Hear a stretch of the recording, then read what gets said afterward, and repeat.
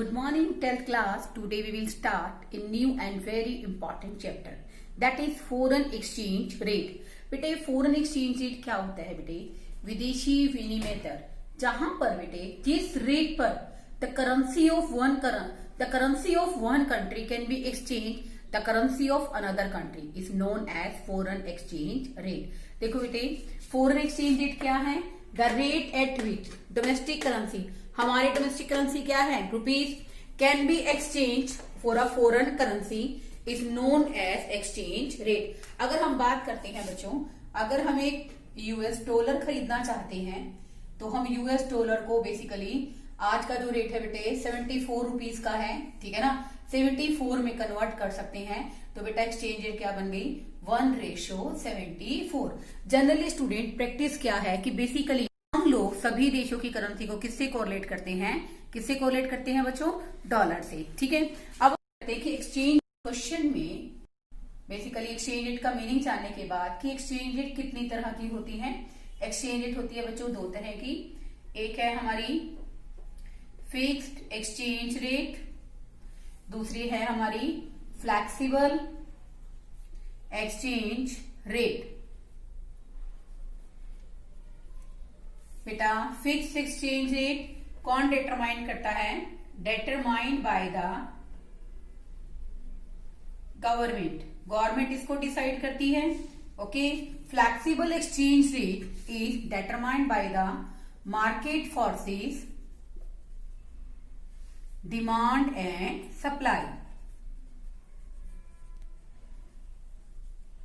Okay. Flexible exchange rate बेटा basically कौन decide करता है? Market forces, demand and supply. अब देखो बेटे इस वीडियो के अंदर हम लोग डिस्कशन करेंगे फ्लेक्सिबल एक्सचेंज रेट के बारे में. फ्लेक्सिबल एक्सचेंज रेट का बच्चों दूसरा नाम क्या है? Floating exchange rate. ओके. अब हम बात करते हैं इसके कंपोनेंट्स क्या हैं.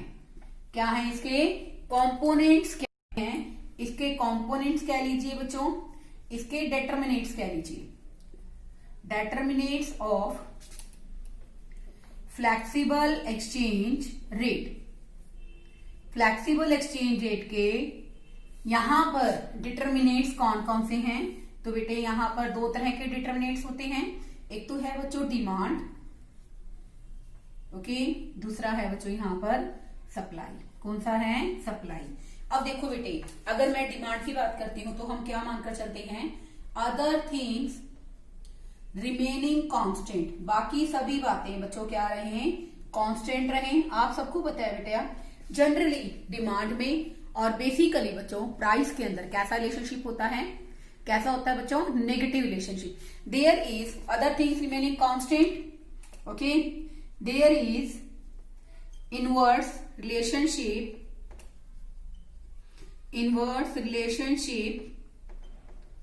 between प्राइस माने एक्सचेंज रेट. अब आप प्राइस नहीं लिखेंगे, आप एक्सचेंज रेट लिखेंगे. Exchange rate and demand for foreign currency. Demand for foreign currency. जैसे देखो बेटे यहां पर अगर हम बात करते हैं, मैं आपको एक टेबल के थ्रू समझाऊंगी ताकि आपको अच्छे ढंग से क्लियर भी हो. ये है बच्चों हमारी फॉरेन एक्सचेंज रेट, ये है डिमांड फॉर फॉरेन करेंसी और ये है सप्लाई फॉर फॉरेन करेंसी. यहां पर बेटे एक पॉइंट ऐसा होगा जहां पर हम लोग इक्विलिब्रियम की बात करेंगे, लेकिन हम इक्विलिब्रियम नहीं शो कर रहे बेटा, ठीक है. हम लोग सिर्फ बता रहे हैं एक्सचेंज रेट बेसिकली क्या है बेटे हमारी यहां पर. एक्सचेंज रेट है बेटे हमारी यहां पर 50 रुपए, ठीक है. 50 रुपए हमारी एक्सचेंज रेट है. तो बेटा वहां पर हम लोग क्या कर रहे हैं? हमारे पास करेंसी की जो डिमांड है, सप्लाई को मत कंसीडर कीजिए कि सप्लाई को तो हम वहां डिस्कस करेंगे, तो आप बेटे सप्लाई का कॉलम मत बनाइए, आप कंफ्यूज हो जाएंगे, ठीक है बेटा. अब करेंसी की वैल्यू यहां पर $1 की डिमांड है जब एक्सचेंज रेट कितनी है बेटा? 50 है. 150 कर लेते हैं, आपको समझ में आ जाएगा. अगर यहां पर एक्सचेंज रेट 75 हो गई तो हमारी डॉलर की डिमांड भी बढ़कर क्या होगी बेटा? कितनी हो गई? $1 से पहले $1 थी, अब बढ़कर कितनी होगी बच्चों? $2 हो गई है.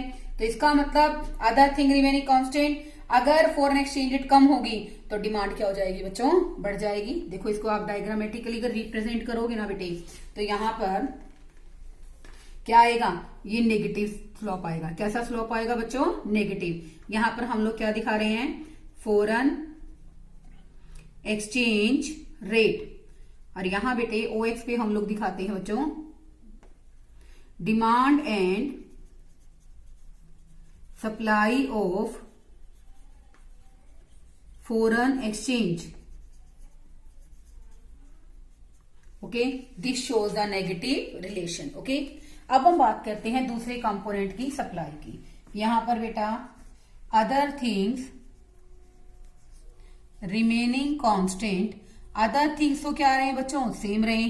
तो बेटा सप्लाई में और supply and exchange rate has positive relation. कैसा रिलेशन होता है बच्चों, पॉजिटिव रिलेशन होता है।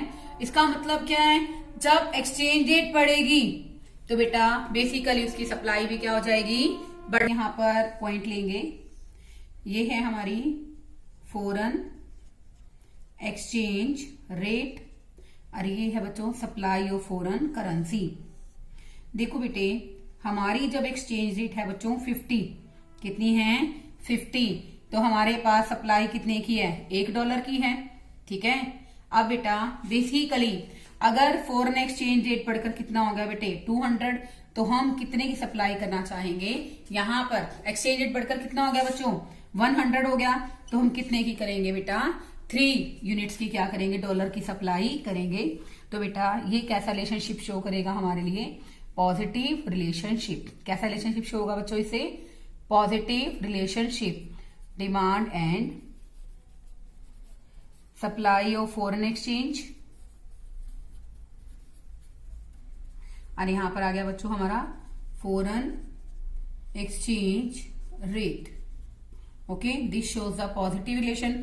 वही बात है बच्चों, अगर यहां पर रेट बढ़ेगा तो रेट बढ़ने के साथ साथ क्या होगा बेटे, पहले रेट इतना है तो मान लो हम लोग बेटे यहाँ पर कितने की सप्लाई कर रहे हैं, $1 की कर रहे हैं। रेट बढ़ गया R से बढ़कर R1, तो बेटा हम लोग सप्लाई भी कितने करेंगे यहाँ पर $2 की। ठीक है बच्चों, अब इसके अंदर ही बेटे हम लोग डिस्कस करते हैं हमारा पॉइंट की how the equilibrium rate is determined. ये दोनों पॉइंट्स आपको समझ आए कि डिमांड का कंफ्यूज होने की जरूरत नहीं है बेटे, जहां प्राइस वर्ड यूज करते हो ना वहां आपको एक्सचेंज रेट वर्ड यूज करना है। ठीक है, कि डिमांड में और एक्सचेंज रेट में कैसा रिलेशनशिप है, नेगेटिव है। अगर मान लो बेटा एक्सचेंज रेट बढ़ती है तो क्या होगा बेटे, हमारी जो डिमांड है वो क्या हो जाएगी, एक्सचेंज रेट के बढ़ने से कम, ठीक है ना, और कम होने से ज्यादा। ऐसे ही बेटे सप्लाई का कैसा रिलेशनशिप है, पॉजिटिव। अगर एक्सचेंज रेट बढ़ेगी तो सप्लाई क्या हो जाएगी, बढ़ जाएगी। अगर एक्सचेंज रेट कम होगी तो सप्लाई क्या हो जाएगी, कम। अब इसी पॉइंट के अंदर बेटे हम लोग डिस्कस करेंगे how the equilibrium rate of exchange is determined. How the equilibrium rate, equilibrium rate of exchange determined. हम लोग इक्विलिब्रियम रेट ऑफ एक्सचेंज को कैसे डिटरमाइन कर सकते हैं।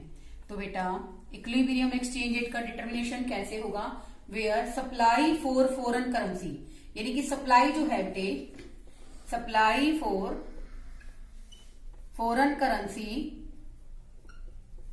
या supply of foreign exchange that is equal to demand for foreign exchange. Foreign exchange बेटे इसी को ही जब हमारी बेटा एक्सचेंज रेट का डिटर्मिनेशन किससे होता है, सप्लाई और डिमांड से होता है, तो हम बेटा उसको इक्विलिब्रियम रेट ऑफ एक्सचेंज भी कहते हैं। हम लोग बेटे it is also known as par rate of exchange. हम लोग इसको पार रेट ऑफ एक्सचेंज के नाम से भी जानते हैं। अब क्वेश्चन अराइज होता है कि बेसिकली पहले मैं आपको टेबल बनाने की बता देती हूँ बेटे इसकी। यहां पर अगर हम बात करेंगे demand for foreign currency, DF मने, और यहां पर बच्चों SF मैंने क्या है, सप्लाई फॉर फॉरेन करेंसी। यहां पर बेटा हम एक एग्जांपल ही ले लेते हैं, 100 डिमांड है, 100 ही क्या है सप्लाई, और ये क्या है बच्चों हमारी फॉरेन एक्सचेंज रेट। ठीक है, कुछ भी ले लीजिए बेटे। फॉरेन एक्सचेंज रेट यहाँ पर है 75। ओके, तो बेटा एक्सचेंज रेट का डिटर्मिनेशन कब होगा, जहां पर, ठीक है, ये हमारी फॉरेन एक्सचेंज रेट शो करेंगे यहाँ पे, जैसे हम लोग यहाँ प्राइस सिखाते थे बेटा,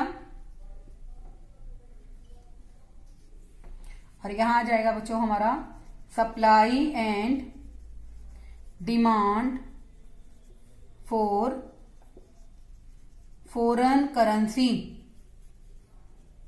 ठीक है बच्चों, आप सबको पता है बेटे डिमांड का नेगेटिव स्लोप होता है, एक्सचेंज रेट और बेसिकली प्राइस का, एक्सचेंज रेट का और डिमांड का कैसा रिलेशनशिप है, नेगेटिव, और सप्लाई का होता है बच्चों पॉजिटिव। तो बेटा दिस वन आर यहां पर क्या है, R is the equilibrium rate, E is the equilibrium point, and O Q बच्चों यहां पर क्या है, इक्विलिब्रियम क्वांटिटी। इस पॉइंट पर जो फॉरेन एक्सचेंज से जो हमने डिटरमाइन की है बच्चों आर से, यहां पर बेटा demand for foreign currency that is equal to supply for foreign currency, this is known as equilibrium rate of exchange. अब आप इसको कैसे शो करोगे, एस एस क्या शो कर रहा है, supply for foreign currency, D D क्या शो कर रहा है, demand for foreign currency, O Q यहाँ पर क्या है बच्चों, इक्विलिब्रियम क्वांटिटी, और ओ आर यहाँ पर क्या है, इक्विलिब्रियम रेट। आपकी बुक के अंदर बेटे ऐसे एक्सचेंज रेट को बढ़ा के घटा के बताया गया है, तो आप डिमांड और सप्लाई किसी के भी थ्रू कर सकते हैं, लेकिन बेटे क्वेश्चन में आप लोग ऐसे ही डिटर्मिनेशन करना बताओगे। इसको फ्लोटिंग एक्सचेंज रेट भी कहते हैं। और बेटा नो डाउट बेटे अपने डिफरेंट डिटर्मिनेट्स के थ्रू एक्सचेंज रेट घटती और बढ़ती रहती है, इसको गवर्नमेंट कंट्रोल नहीं करती है। अब देखो बेटा 1977 में बेसिकली जो हमारी फिक्स एक्सचेंज रेट, मैंने आपको बताया ना 2 तरह की एक्सचेंज रेट होती है, उसको कंप्लीटली चेंज करके उसको खत्म कर दिया गया था और उसको रिप्लेस करके किस रेट को शुरू किया गया था, फ्लेक्सिबल एक्सचेंज रेट। इसको फ्लेक्सिबल एक्सचेंज, क्वेश्चन ये भी आ सकता है, how the equilibrium rate is determined, how the flexible exchange rate is determined. आपका आंसर क्या रहेगा बच्चों, सेम रहेगा। बेटे इस वीडियो के अंदर आपको बेसिक मैंने बताया, next video we will discuss another important point. Okay, thank you students.